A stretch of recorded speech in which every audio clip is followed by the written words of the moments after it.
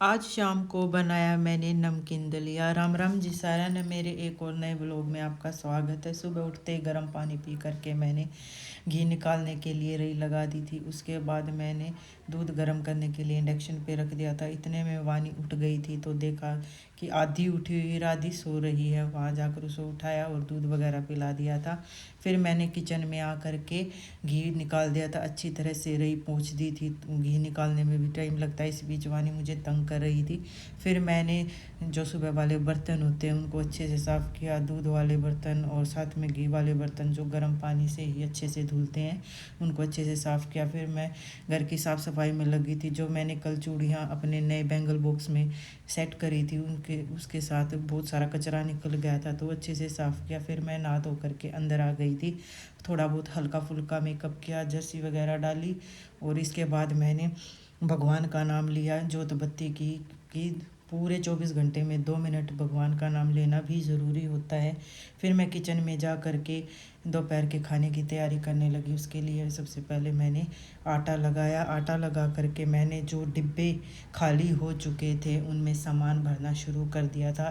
सभी में मैंने सारा सामान भर दिया था क्योंकि ये भी बड़ा ही मुश्किल काम होता है। तो फिर स्लैब पर ये सामान गिर गया था तो मैंने इसको अच्छे से साफ़ किया क्योंकि स्लैब के लिए तो हाथ में पोंछा रखना ही पड़ता है। कुछ गिर जाए तभी पोंछा लगाना पड़ता है। उसके बाद वानी भी घर आ गई थी।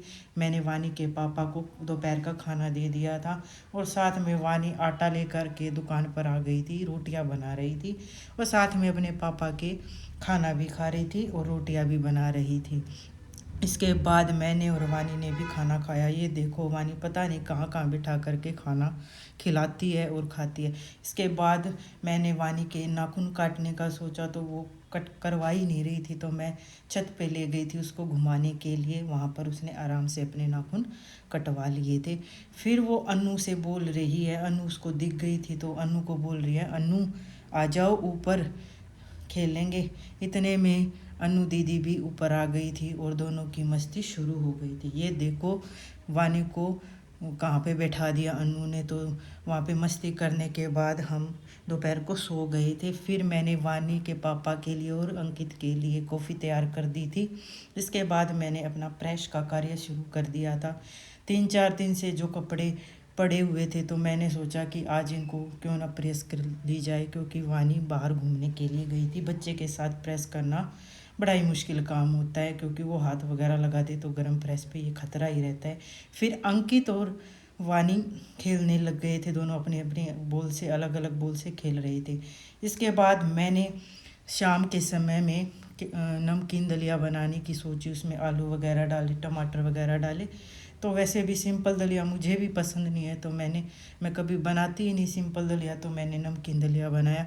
इसके बाद मैंने अंदर आके देखा तो वानी और अंकित अपने काका का व्लॉग देख रहे थे। वानी भी देख रही थी। फिर मैंने वानी के पापा के लिए दलिया डाल दिया था और उनको दे दिया था। फिर मैंने और वानी ने भी दलिया खाया। उसको एक जगह बिठा करके दलिया खिलाया। फिर मैं कुछ अलमारी में सामान जचा रही थी तो वानी इस टाइम आ गई थी बीच में। उसने अपने नए सैंडल निकाल लिए थे और बोल रही थी, मम्मा ये पहना दो नए वाले सैंडल। अपने सॉक्स और शूज़ वगैरह निकाल दिए थे। फिर मैंने उसको पहनाए तो खड़ी होकर के देख रही है इनमें कैसा चला जा रहा है। तो बहुत ही सुंदर लग रहे थे वानी को सैंडल। आज के व्लॉग में इतना ही, मिलते हैं कल। बाय।